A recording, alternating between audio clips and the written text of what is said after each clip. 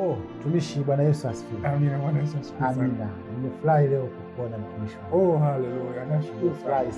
Nashukuru. Sasa mtumishi wa Mungu, nafikiri vijana wanakuona. Okay, sawa. Dunia nzima wanakuona. Sawa kabisa. Tanzania wanakuona. Sawa kabisa. Leo tulikuwa nataka tuweze kuzungumza kuhusu swala la vijana. Okay. Haswa vijana ambao wameokoka, vijana ambao wanatafuta kuokoka. Sawa kabisa. Tunafahamu wimbi kubwa lilivyoteka dunia. Vijana wametekwa haswa. Sawa. Sasa unawaambia nini kijana anayetazama dunia ambaye anatamani kweli kuokoka, lakini pia atoke kwenye maisha ya wokovu, aingie maisha ya wokovu, alafu pia atoke kwenye maisha ya wokovu ainuke kwenye kiuchumi, kwa sababu tunaona wimbi kubwa la vijana wanavyohangaika. Vijana wanahangaika mtaani, vijana wengine wamekuwa wezi, wengine wanachomwa moto. Unamwambia nini sasa kijana ambaye anataka kuokoka na anataka kutoka kiuchumi? Kiuchumi anataka kutoka kiuchumi kiroho, lakini pia anataka kutoka kiuchumi haswa kimaisha. Unamwambia nini kijana anayetazama? Ni kama nimeelewa swali lako vizuri, maana yake huyu kijana aweze kubalance maisha ya kiuchumi pamoja na maisha ya kiroho. Ni kweli tumekutana na wimbi kubwa sana makanisani. Vijana wengi wanashindwa kubalance mambo ya wokovu. Unajikuta mwingine ameingia mtaani, amesahau kwamba ameokoka, anachakalika kule, Jumapili haonekani, Jumatatu haonekani, siku za ibada hashiriki.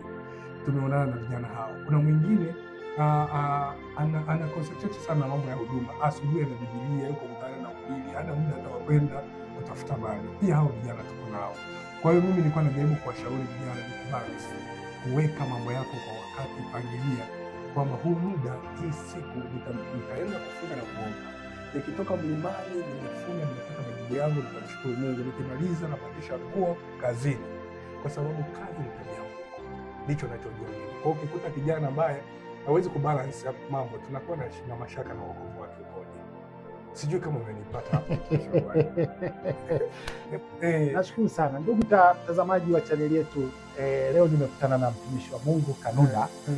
Huyu ni mtumishi wa Mungu ambaye anamtumikia Mungu. Yeye ukiangalia umri wake ni kijana, ni kijana. Mungu ameweza kumbariki, amekuwa huduma kubwa sana. Lakini naomba nimalizie kwa swali hili.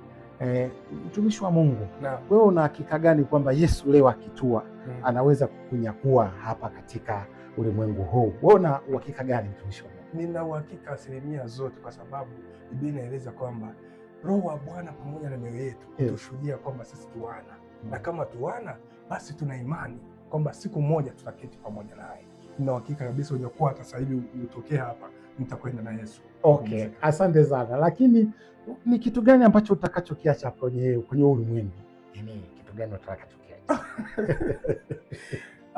Kwamba kitu gani nitaacha kama alama duniani hapa? Nitakumbuka kwa nini? Nashukuru sana kwa sababu mimi bado ni kijana najitafuta kwenye maisha. Ikatokea leo Yesu akarudi. Jambo la kwanza ambalo mimi nafikiri nitaliacha na ni alama kubwa ni madeni.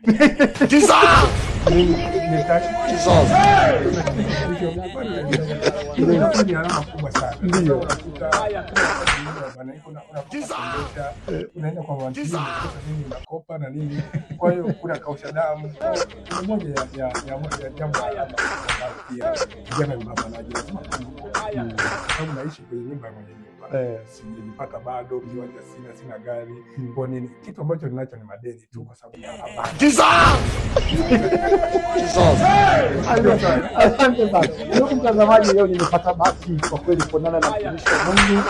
Huyu ni Simon Kanuda. Yeye anasema kwamba mfano leo Yesu akashuka, atakachoacha hapa dunia hii sana atasha madeni. Kwa hiyo kwa kweli nimefurahi sana kuonana na mtumishi wa Mungu. Mungu akubariki sana. Basi tutakutana wakati mwingine. Mungu akubariki sana. Amina.